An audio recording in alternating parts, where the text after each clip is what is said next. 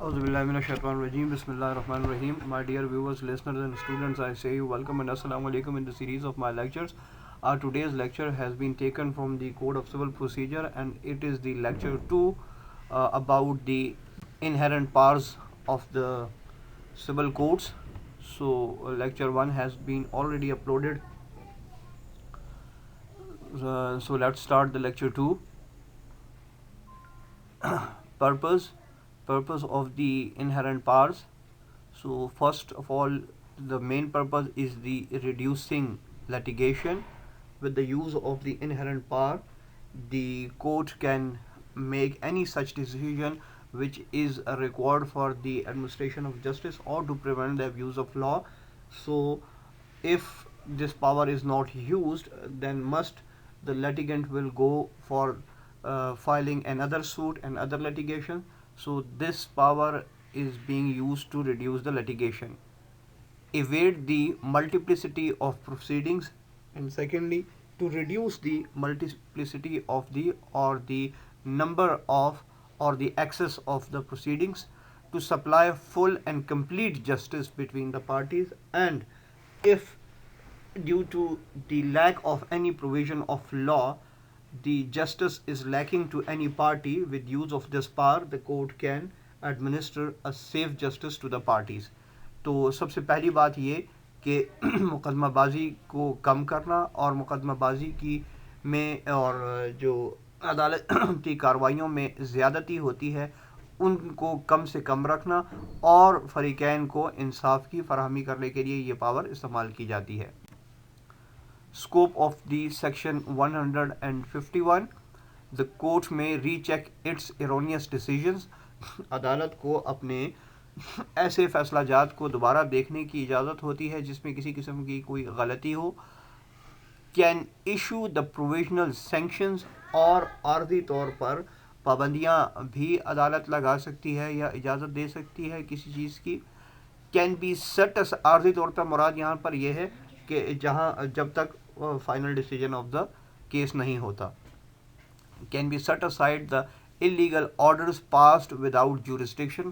اور کسی ایسی عدالت جس کے پاس دائرہ اختیار نہیں تھا کوئی آرڈر پاس کیا جس سے کوئی دوسرا فریق متاثر ہوا ہو تو اس آرڈر کو بھی سیٹ اسائڈ کر سکتی ہے، ختم کر سکتی ہے under the section 151. That is the inherent power. Any important events in the case can be taken into the consideration not mentioned by the parties. بڑا امپورٹنٹ پوائنٹ ہے کہ جہاں پر فریقین نے خود جان بوجھ کر یا پھر بھولے سے کوئی ایسا اہم امر مقدمے میں شامل نہ کیا ہو جو کہ انصاف کی فراہمی کے لیے ضروری ہو، تو عدالت اس کو خود بھی شامل کر سکتی ہے. ری ہیئر آن میرٹ اور ری ایگزامن اٹس آرڈر. کسی بھی کیس کو اگر وہ میرٹس پہ ڈیسائیڈ نہیں ہوا تو دوبارہ سن سکتی ہے اور اپنے دیے ہوئے فیصلے کو دوبارہ ملاحظہ کر سکتی. When to be use. یہ پاور کب استعمال کی جائے گی؟ It's extraordinary constitutional jurisdiction. Such powers are to be exercised sparingly to correct errors of law in exceptional cases.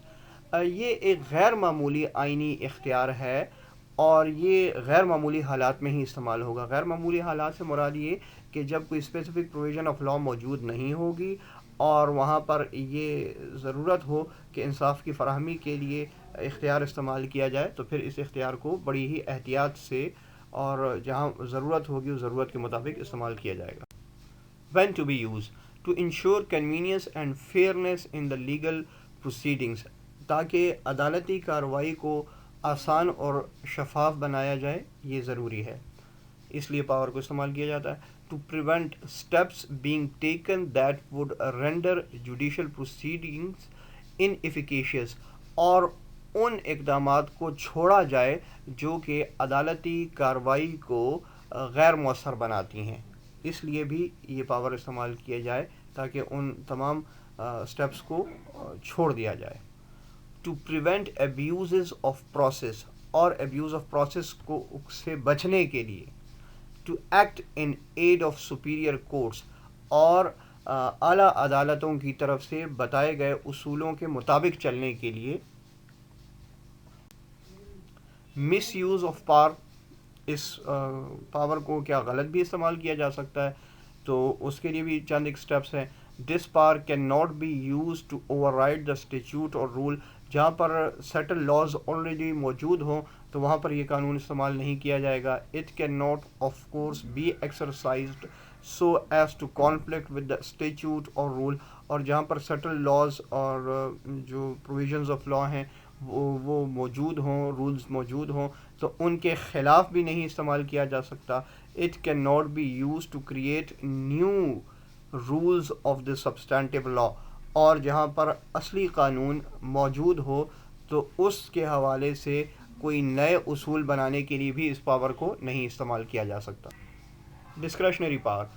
It is not obligatory for the court to wait for the law made by parliament or order from the higher judiciary. Court has discretionary or inherent power to make such orders which is not given in terms of law for the security of justice or to check misuse of method of the court.